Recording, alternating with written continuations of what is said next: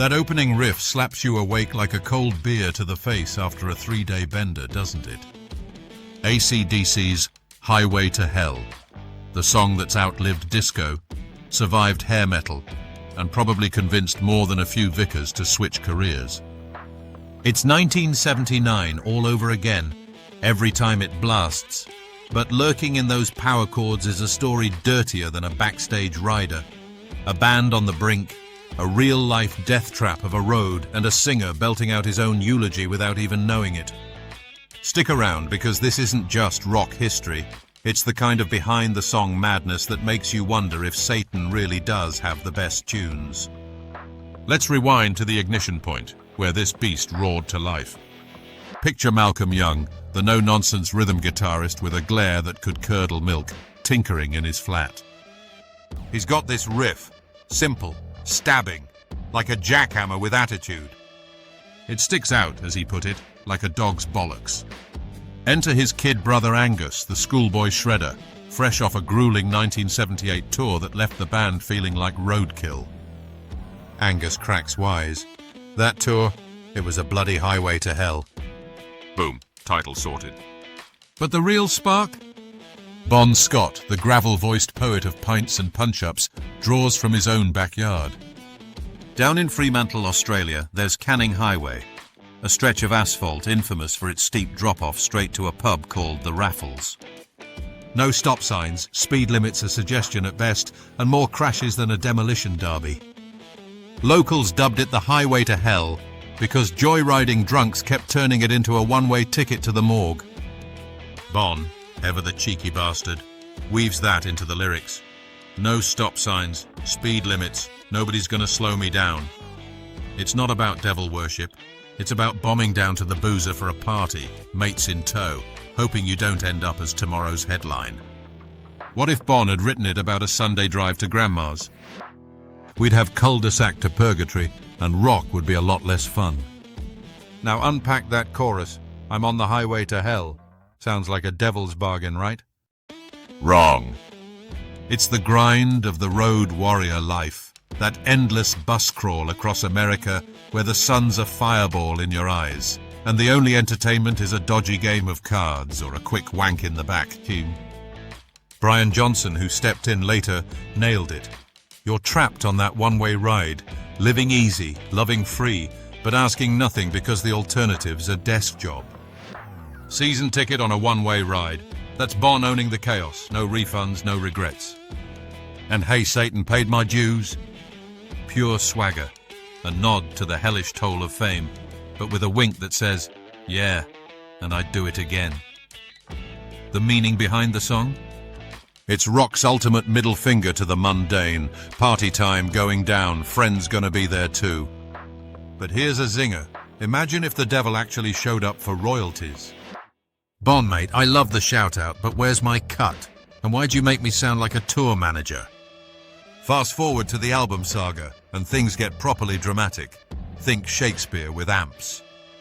AC/DC had been slogging it out since '73, dropping gems like Let There Be Rock, but Atlantic Records, their US label, was sweating bullets.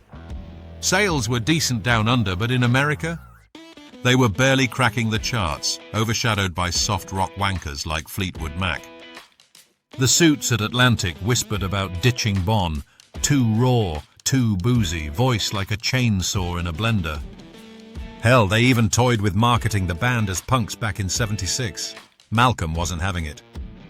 They fire their longtime producers, Big Brother George Young and Harry Vander, and try Eddie Kramer in Miami.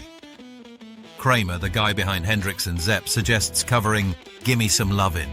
Malcolm's response? A polite Aussie gets stuffed. Sessions implode faster than a bad one-night stand.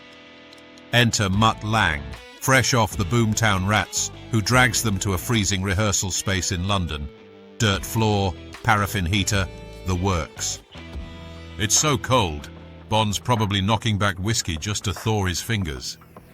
Langer's a perfectionist tyrant, tunes the drums, grooves the riffs, and for the first time, layers in those massive backing vocals on the choruses.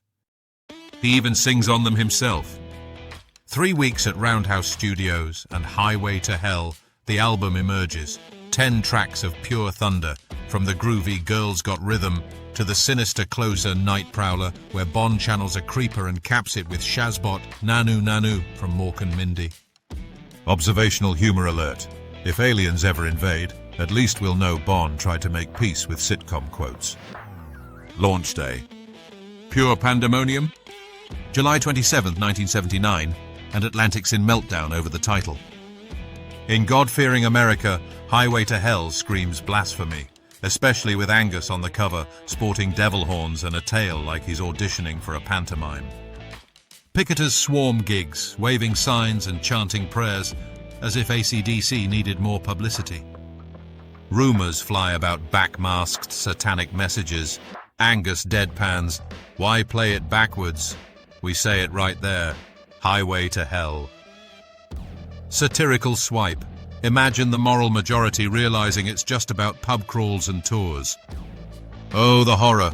Responsible adults enjoying themselves. And get this obscure fact. There was a real US highway to hell, Route 6666, snaking through the Southwest, plagued by wrecks and ghost tales. They renamed it 491 in 2003 because signs kept getting nicked by devil-worshipping souvenir hunters. Bon would have laughed his arse off. But drama aside, this is where the ascent to legend kicks in. Highway to Hell. The single cracks the US charts at 47, their first ever, propelling the album to over 7 million sales stateside. In the UK, it's their first top 10 outside Oz. Tours explode, opening for Kiss in 77, where Gene Simmons gawks at Angus like he's a wild animal, scaring Eddie Van Halen off stage at Day on the Green, converting future rockers like James Hetfield and Joe Elliott. Wembley with The Who. They steal the show. Madison Square Garden opener for Ted Nugent. Bon predicts they'll headline it soon, and damn if he wasn't right posthumously. The live energy's electric, balconies shake like earthquakes at Glasgow Apollo. Here's a pun for you.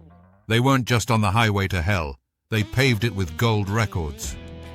What if Atlantic had axed Bon?